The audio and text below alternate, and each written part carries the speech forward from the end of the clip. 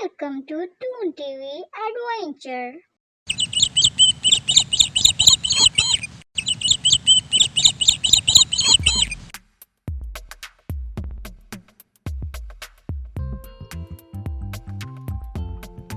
ایک دفعہ کا ذکر ہے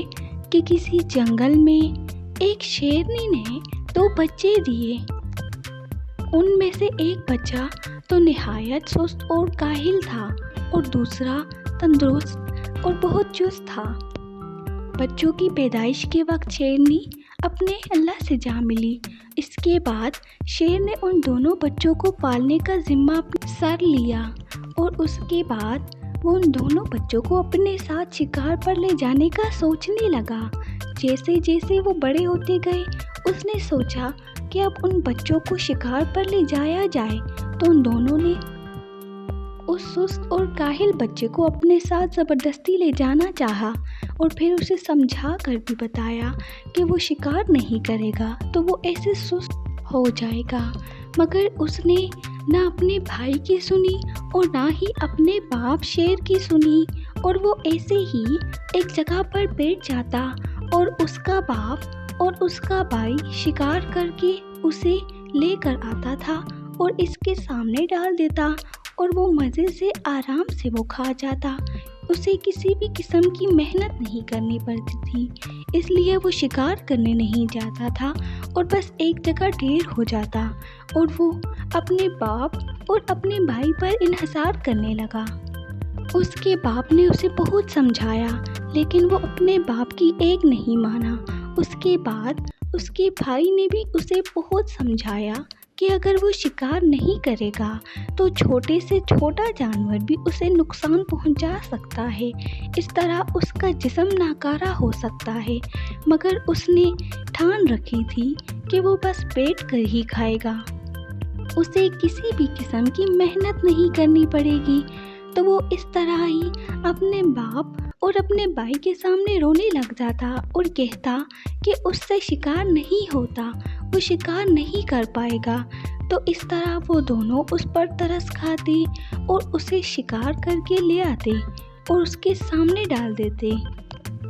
اس طرح دن گزرتے گئے، مگر شیر آئے دن اسے ہمیشہ ہی سمجھاتا رہتا تھا کہ اگر تھوڑی سی بھی وہ اس کی بات سن لے تو ہو سکتا ہے کہ وہ شکار کرنے چلا جائے اور اس طرح وہ سست اور کاہل نہ ہو جائے، اس کا جسم اس طرح ناکارہ ہو سکتا ہے اور کوئی بھی چھوٹے سے چھوٹا جانور بھی اس پر حملہ کر کے اس کو اپنا شکار بنا سکتا ہے۔ مگر وہ ٹس سے مس نہ ہوا اور اس نے یہی سوچ رکھا تھا کہ اس کا باپ اور اس کا بھائی اس کے لیے جب شکار کر کے لاتے ہیں تو اسے کیا ضرورت ہے کہ وہ خود جا کر کے اتنی محنت سے شکار کر کے کھائے۔ ایک دن اس کا باپ اسے سمجھانے کے بعد مایوس ہوتا ہوا جنگل کی طرف شکار کرنے کے لیے جا رہا تھا، مگر کسی شکاری کی بندوق کا نشانہ بن گیا، لیکن اس نے اپنی جان بچانے کی کوشش کی، مگر پھر بھی وہ اپنی جان نہ بچا سکا اور شکاری کی گولی کا نشانہ بن کر نیچے گر گیا اور لہو لہان ہو گیا اور اس کے بعد اس کی جان چلی گئی۔ اس کے باپ کے مرنے کے بعد وہ دوسرا شیر تو بہت اداس ہوا کہ اب اس کا باپ جو کہ اس کا نہایت بہترین دوست تھا، اس کے ساتھ شکار کرنے جایا کرتا تھا، اب اس کا وہ ساتھی مر چکا ہے تو وہ اب اکیلے ہی شکار کیا کرے گا۔ تو اس طرح وہ سوچ کر بہت اداس ہوا اور اپنے بھائی کا سوچنے لگا کہ اب کے بعد وہ اس کے لیے شکار کرنے نہیں جایا کرے گا تاکہ وہ بھی اس کے ساتھ شکار کرنے جائے اور وہ دونوں ساتھ مل کر شکار کریں اور ایسے ہی اپنا پیٹ بھریں۔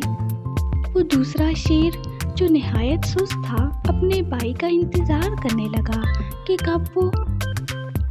اس کے لیے کوئی شکار کر کے لائے گا اور وہ بیٹھ کر کھائے گا۔ 2 دن سے وہ نہایت بھوک کا شکار تھا، مگر اس کا بھائی اس کے لیے کچھ بھی نہیں لا رہا تھا اور وہ خود تو شکار کرنے جا نہیں سکتا تھا کیونکہ وہ نہایت سست اور کاہل تھا۔